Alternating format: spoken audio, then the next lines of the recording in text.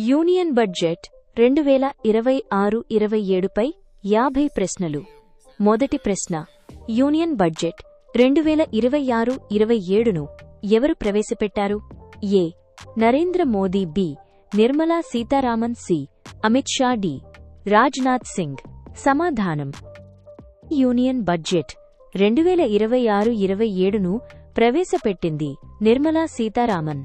తరువాత ప్రశ్న, union budget 2026-27 ఎక్కడ రూపొందించబడింది? A. South block, B. North block, C. Kartavya Bhavan, D. Sastry Bhavan. సమాధానం: సి. కర్తవ్య భవన్లో రూపొందించిన తొలి బడ్జెట్ ఇది. తర్వాత ప్రశ్న, బడ్జెట్ 2026-27లో గల 3 కర్తవ్యాలు ఏ విషయాలకు సంబంధించినవి? ఏ. భద్రత, రక్షణ, వ్యవసాయం, బి. వృద్ధి, ప్రజల సామర్థ్యం, సమగ్ర అభివృద్ధి, సి. పన్నులు, రుణాలు, ఖర్చులు, డి. విద్య, ఆరోగ్యం, క్రీడలు. సమాధానం: బి. ఈ బడ్జెట్ ఈ 3 కర్తవ్యాలపై ఆధారపడి ఉంది. మొదటి కర్తవ్యం, ఉత్పాదకత, పోటీ సామర్థ్యాన్ని పెంచుతూ ప్రపంచ ఆర్థిక అస్థిరతలకు తట్టుకునే శక్తిని పెంపొందించి ఆర్థిక వృద్ధిని వేగవంతం చేయడం. రెండవ కర్తవ్యం, ప్రజల ఆకాంక్షలను నెరవేర్చుతూ వారి సామర్థ్యాన్ని పెంపొందించి భారత అభివృద్ధి ప్రయాణంలో భాగస్వాములుగా మార్చడం. మూడవ కర్తవ్యం, సబ్కా సాథ్ సబ్కా వికాస్ దృష్టికి అనుగుణంగా ప్రతి కుటుంబం, సమాజం, ప్రాంతం, రంగానికి అవసరమైన వనరులు, సదుపాయాలు, అవకాశాలు అందించడం. నాలుగో ప్రశ్న, 2026-27 బడ్జెట్లో మొత్తం వ్యయంను ఎన్ని లక్షల కోట్లుగా అంచనా వేశారు? ఏ. 36.5 లక్షల కోట్లు, బి. 49.6 లక్షల కోట్లు, సి. 53.5 లక్షల కోట్లు, డి. 28.7 లక్షల కోట్లు. సమాధానం: సి. 53.5 లక్షల కోట్లు. ఐదో ప్రశ్న, కేంద్ర నికర పన్ను ఆదాయం ఎన్ని లక్షల కోట్లుగా అంచనా వేశారు? ఏ. 26.7 లక్షల కోట్లు, బి. 28.7 లక్షల కోట్లు, సి. 17.2 లక్షల కోట్లు, డి. 11 లక్షల కోట్లు. సమాధానం: బి. 28.7 లక్షల కోట్లు. తర్వాత ప్రశ్న, 2026-27 బడ్జెట్లో ఆర్థిక లోటును జీడీపీలో ఎంత శాతంగా అంచనా వేశారు? ఏ. 5.1%, బి. 4.8%, సి. 4.4%, డి. 4.3%. సమాధానం: డి. ఆర్థిక లోటు జీడీపీలో 4.3%. ఇది మొత్తం 16,95,768 కోట్లు. తర్వాత ప్రశ్న, బయోఫార్మా శక్తి పథకానికి ఎంత నిధులు కేటాయించారు? ఏ. 5,000 కోట్ల రూపాయలు, బి. 20,000 కోట్ల రూపాయలు, సి. 10,000 కోట్ల రూపాయలు, డి. 40,000 కోట్ల రూపాయలు. సమాధానం: సి. 10,000 కోట్లు. తర్వాత ప్రశ్న, ఇండియా సెమీకండక్టర్ మిషన్ ఏ వర్షన్ను ప్రారంభించనున్నారు? ఏ. 1.0, బి. 1.5, సి. 2.0, డి. 3.0. సమాధానం: సి. ఇండియా సెమీకండక్టర్ మిషన్ 2.0ను ప్రారంభించనున్నారు. తర్వాత ప్రశ్న, ఎలక్ట్రానిక్స్ భాగాల తయారీ పథకానికి కేటాయింపు ఎంత? ఏ. 10,000 కోట్ల రూపాయలు, బి. 25,000 కోట్ల రూపాయలు, సి. 30,000 కోట్ల రూపాయలు, డి. 40,000 కోట్ల రూపాయలు. సమాధానం: డి. 40,000 కోట్లు. తరువాత ప్రశ్న, రేర్ ఎర్త్ కారిడార్లు ఏ రాష్ట్రాల్లో ఏర్పాటు చేస్తారు? A. Gujarat, Rajasthan, B. Odisha, Kerala, Andhra Pradesh, Tamil Nadu, C. Maharashtra, Punjab, D. Assam, Meghalaya. సమాధానం: బి. ఒడిశా, కేరళ, ఆంధ్రప్రదేశ్, తమిళనాడు. తరువాత ప్రశ్న: కెమికల్ పార్కులు ఎన్ని ఏర్పాటు చేయనున్నారు? A 2, B 3, C 5, D 7. సమాధానం బి 3 కెమికల్ పార్కులను ఏర్పాటు చేయనున్నారు. తరువాత ప్రశ్న: ఎస్ఎంఈ గ్రోత్ ఫండ్కు కేటాయింపులు ఎంత? ఏ 2,000 కోట్ల రూపాయలు, బి 5,000 కోట్ల రూపాయలు, సి 10,000 కోట్ల రూపాయలు, డి 20,000 కోట్ల రూపాయలు. సమాధానం సి 10,000 కోట్లు. తర్వాత ప్రశ్న: స్వయం ఆధార భారత్ ఫండ్కు అదనంగా ఎంత కేటాయించారు? ఏ 1,000 కోట్ల రూపాయలు, బి 1,500 కోట్ల రూపాయలు, సి 2,000 కోట్ల రూపాయలు, డి 3,000 కోట్ల రూపాయలు.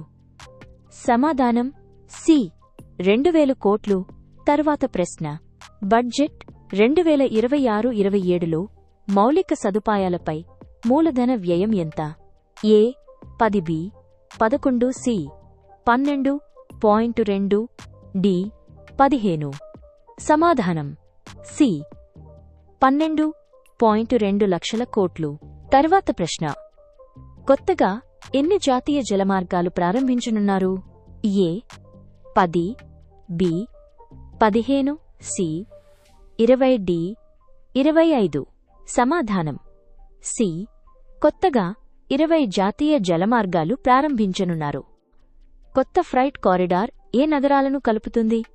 ఏ ఢిల్లీ నుండి ముంబై, బి దాంకుని నుండి సూరత్, సి చెన్నై నుండి కోయంబత్తూరు, డి లక్నో నుండి పాట్నా. సమాధానం బి దాంకుని నుండి సూరత్. తర్వాత ప్రశ్న: కార్బన్ క్యాప్చర్ టెక్నాలజీకి ఎంత నిధులు కేటాయించారు? ఏ 5,000 కోట్ల రూపాయలు, బి 10,000 కోట్ల రూపాయలు, సి 15,000 కోట్ల రూపాయలు, డి 20,000 కోట్ల రూపాయలు. సమాధానం డి కార్బన్ క్యాప్చర్ టెక్నాలజీకి 20,000 కోట్ల నిధులు కేటాయించారు. తర్వాత ప్రశ్న: హైస్పీడ్ రైలు మార్గాలను ఈ బడ్జెట్లో ఎన్ని ప్రతిపాదించారు? ఏ 5, బి 6, సి 7, డి 8. సమాధానం సి 7 హైస్పీడ్ రైలు మార్గాలు ప్రతిపాదించారు. తరువాత ప్రశ్న: అలైడ్ హెల్త్ ప్రొఫెషనల్స్గా ఎంతమందిని తయారు చేయనున్నారు? ఏ 50,000, బి 75,000, సి 1,00,000, డి 1,50,000. సమాధానం సి 1,00,000 మందిని అలైడ్ హెల్త్ ప్రొఫెషనల్స్గా తయారు చేయనున్నారు. తరువాత ప్రశ్న: ఆయుష్ సంస్థలు ఎన్ని ఏర్పాటు చేస్తారు? ఏ 2, బి 3, సి 4, డి 5. సమాధానం బి. తరువాత ప్రశ్న: వెటర్నరీ నిపుణులను ఎంతకు పెంచనున్నారు? ఏ 10,000, బి 15,000, సి 20,000, డి 25,000. సమాధానం సి పశుసంవర్ధనలో 20,000 వెటర్నరీ నిపుణులను తయారు చేయనున్నారు. తరువాత ప్రశ్న: ఏవీజీసీ ల్యాబ్స్ ఎన్ని పాఠశాలల్లో ఏర్పాటు చేస్తారు? ఏ 5,000, బి 10,000, సి 15,000, డి 20,000. సమాధానం సి 15,000. తర్వాత ప్రశ్న: ప్రతి జిల్లాలో ఏ సదుపాయం ఏర్పాటు చేస్తారు? ఏ ఆసుపత్రి, బి ఐటీ పార్క్, సి బాలికల హాస్టల్, డి క్రీడా మైదానం. సమాధానం సి బాలికల హాస్టల్ను ప్రతి జిల్లాలో ఏర్పాటు చేస్తారు. తరువాత ప్రశ్న: పర్యాటక గైడ్స్గా శిక్షణ పొందే సంఖ్య ఎంత? ఏ 5,000, బి 8,000, సి 10,000, డి 12,000. సమాధానం సి. తర్వాత ప్రశ్న: ఖేలో ఇండియా మిషన్ ఏ రంగానికి సంబంధించినది?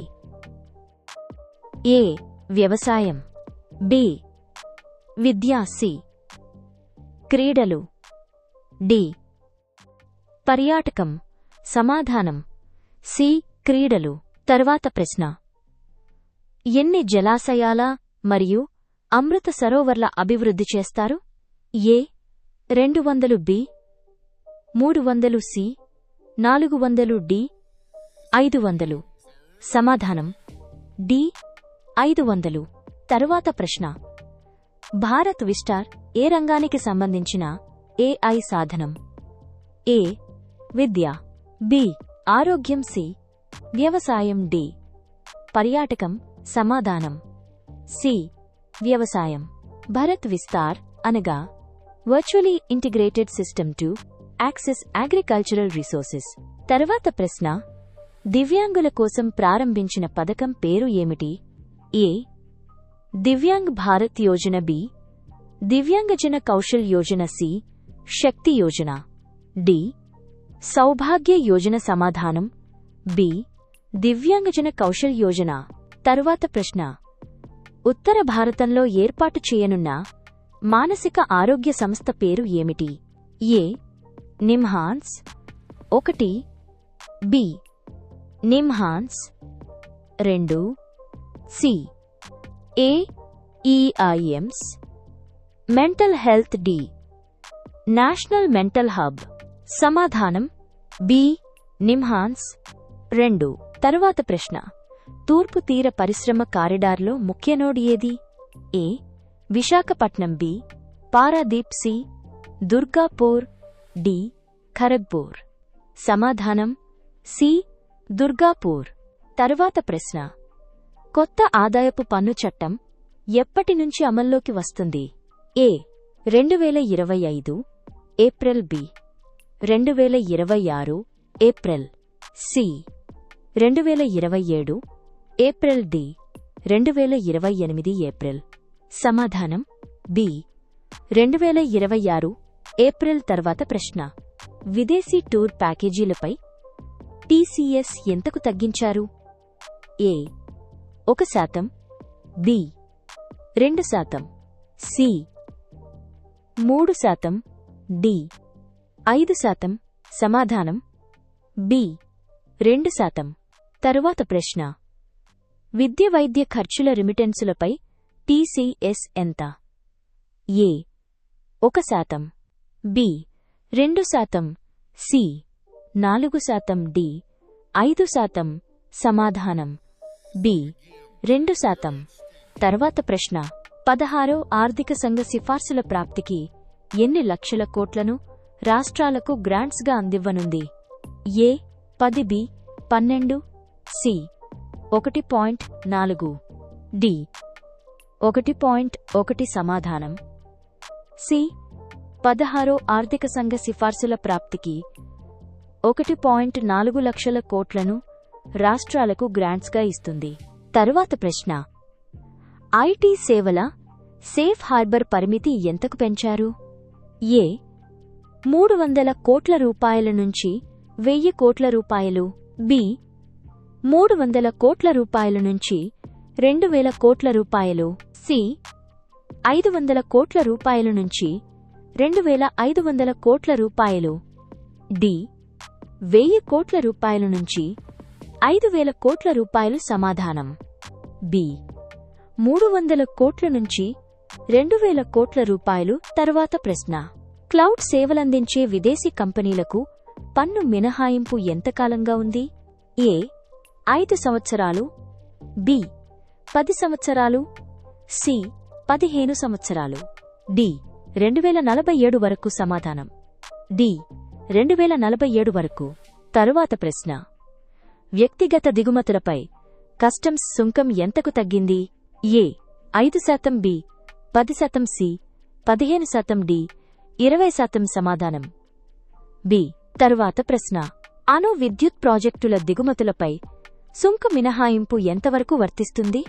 ఏ 2030 వరకు, బి 2032 వరకు, సి 2035 వరకు, డి 2040 వరకు.